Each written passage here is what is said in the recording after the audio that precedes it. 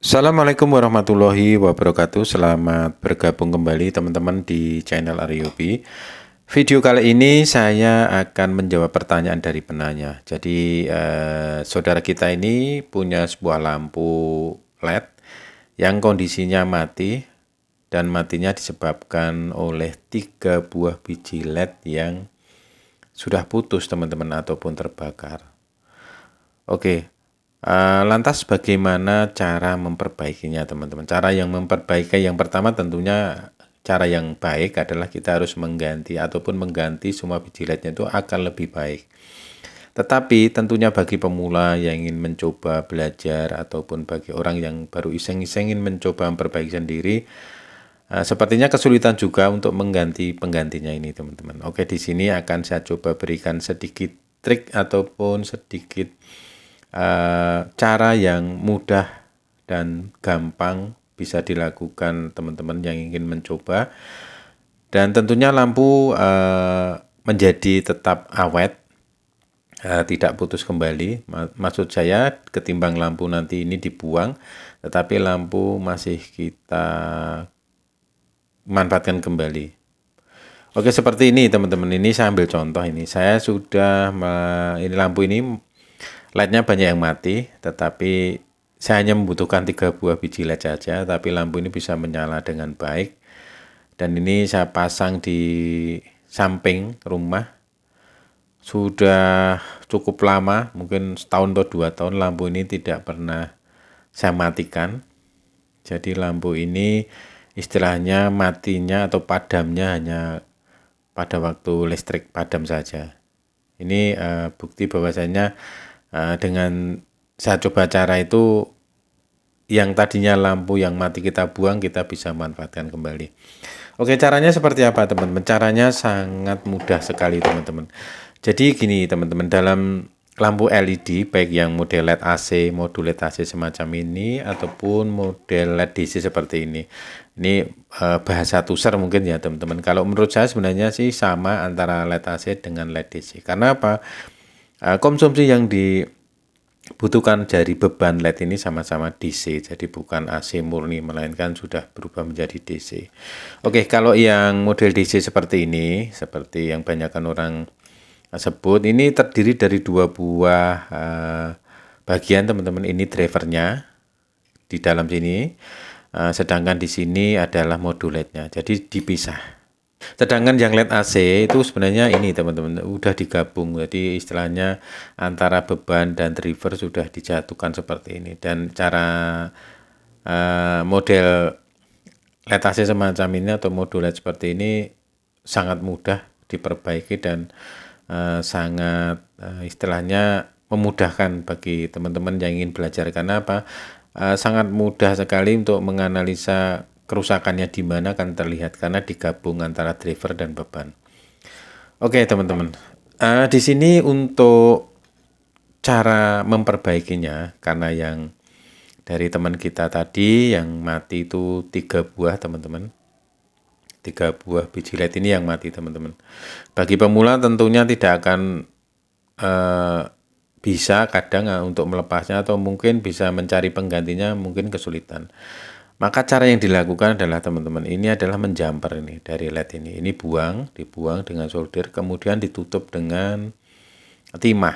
Jadi istilahnya bahasa mudahnya kita membuang 3 buah biji LED ini, tetapi dengan cara menjamper atau menshotkan gitu loh istilahnya.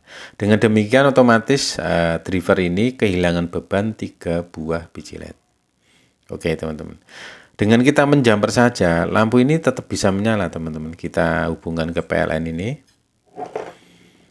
tetap akan menyala. Sama seperti yang model ini, sama. Kalau ada yang putus, kita jumper LED-nya, pasti akan menyala. Oke teman-teman. Tapi perlu teman-teman ketahui, karena driver ini bebannya sudah berkurang, kalau kita tetap memaksakan dengan menjamper, otomatis LED yang lainnya pasti akan putus. Karena apa? Arus dan tegangan otomatis berlebih karena bebannya dikurangi 3. Oke, mungkin bisa dipahami teman-teman. Jadi karena beban berkurang, otomatis kalau arus dan tegangan tidak disesuaikan, otomatis akan membawa dampak ke LED berikutnya menjadi rusak. Oke, setelah kita melakukan penjamperan ini teman-teman, jadi kita membuang, kita mensolder, mungkin sudah tahu teman-teman, video saya sudah banyak sekali mengupas ini dan cara menjampernya. Setelah itu kita mencari yang namanya sebuah IC ataupun IC MOSFET, dan itu kakinya biasanya 6 atau 7 teman-teman. Jangan sampai salah, di sini di lampu ada 2 buah model IC jenisnya. Yang satu adalah dioda hybrid, ini kakinya 4. Nah, ini yang namanya dioda hybrid, jangan sampai salah yang ini. Yang kedua adalah ini IC ini ataupun MOSFET. Oke. Jika kita perhatikan teman-teman, di IC MOSFET ini sebelum masuk tegangan, sebelum masuk ke IC MOSFET, di sini ada 2 buah benda. Ini namanya adalah resistor SMD. Sebenarnya ini pada umumnya resistor yang gelang-gelang itu sama, cuman ini sudah menggunakan SMD. Oke, ada 2 buah resistor yang di paralel. Oke, sama di LED DC seperti ini, saya akan tunjukkan biar teman-teman lebih yakin dan paham. Ini sama, sebelum masuk ke IC juga ada 2 buah resistor. Resistor ini adalah sebagai resistor pengendali arus ataupun tegangan yang masuk ke sebuah IC. Oke, jadi mungkin bisa dikatakan resistor ini sebagai pengatur besar kecilnya arus yang nantinya akan disesuaikan ke beban teman-teman. Beban yaitu adalah LED. Jadi kalau kita tidak mengatur arusnya di sini, otomatis LED akan cepat rusak dan cepat putus terbakar karena terlalu besar arus ataupun bahkan terlalu kecil teman-teman. Karena sebelum masuk ke IC ini, MOSFET ini di sini dipadukan dengan lilitan ini yang disebut regulator, rangkaian regulator. Jadi rangkaian regulator ini akan berperan sekali, akan istilahnya mengolah tegangan dan arus yang pastinya akan disesuaikan dengan kebutuhan beban. Oke teman-teman, ini mungkin akan lebih saya uraikan dengan jelas kalau dengan skema ini. Jadi pada lampu, jenis lampu LED, baik yang LED AC ataupun LED DC teman-teman, pasti teman-teman akan menjumpai sebuah ini IC ini, ataupun ini sama di LED AC ataupun LED DC. Yang kita jumpai di lapangan itu biasanya teman-teman ada 3 buah resistor yang di paralel, ada 2, ada 1 teman-teman. Jadi seperti saya katakan tadi, kenapa ada 3, ada 2, ada 1, resistor ini kan fungsinya sebagai pengatur ataupun pembatas juga arus dan tegangan yang akan dibutuhkan ke beban. Otomatis dengan model seperti ini tentunya ini sudah disesuaikan ke beban. Misalkan dengan resistor yang di paralel 3 bebannya berapa, resistor yang di paralel dengan 2 resistor bebannya berapa, yang satu berapa. Jadi memang sudah disesuaikan dari settingan pabrik teman-teman. Oke teman-teman, dari awal tadi bahwasanya setelah kita melakukan penjamperan teman-teman, otomatis kita akan mengatur atau men-setting arusnya ini. Kenapa demikian? Karena beban kita kurangi menjadi 3 teman-teman. Tadi yang rusak 3, otomatis kita juga harus melakukan penurunan ataupun pengurangan arus. Yaitu caranya dengan kita merombak nilai resistor di sini ataupun mengubah. Bahasa paling mudahnya seperti ini teman-teman. Misalkan di sini resistor yang di paralel ini jumlahnya misalkan 3 buah resistor ini nilainya katakanlah 5 ohm misalkan sebelum masuk ke IC. Oke, karena 5 ohm tadi untuk mensupport semua lampu ini karena beban dikurang 3, kita kan kurangi menjadi 2, misalkan menjadi 3 ohm. Istilahnya gitu. Dengan kita mengurangi ini, karena hukum paralel itu memang beda dengan hukum seri teman-teman. Contoh ini contoh yang paling mudah aja, misalkan 2 buah ini teman, 2 buah resistor. Contoh misalkan resistor 1 2, resistor 2 2. Kalau di paralel itu justru ketemunya malah 1 teman-teman. 1 ohm saja. Padahal kalau kita seri nilainya menjadi 4, tetapi kalau kita paralel 1.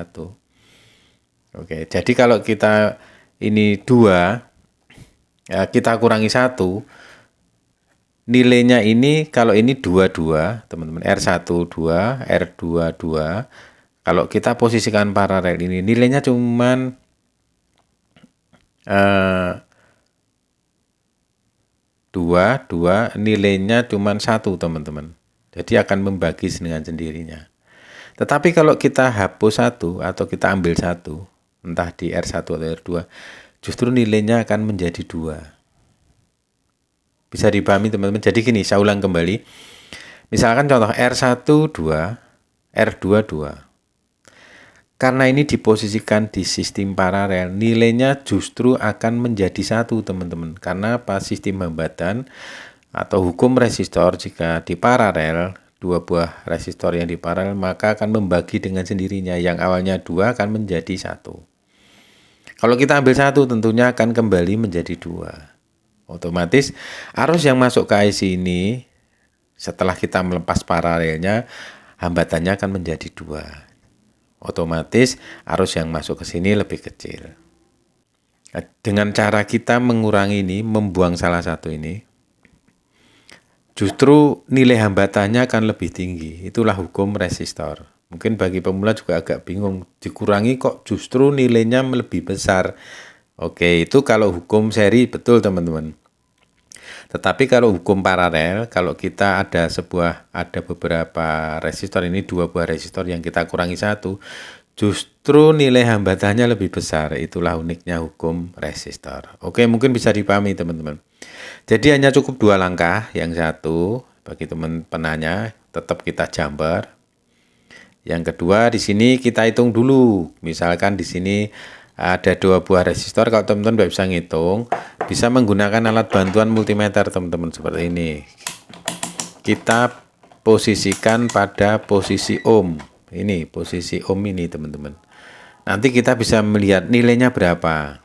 Oke, kita akan coba ajari caranya. Jadi ini pada posisi ohm, kita ukur di sini aja teman-teman. Jadi enggak usah bingung-bingung. Nanti akan ketemu nilainya berapa. Oke, seperti ini. Kita tunggu saja.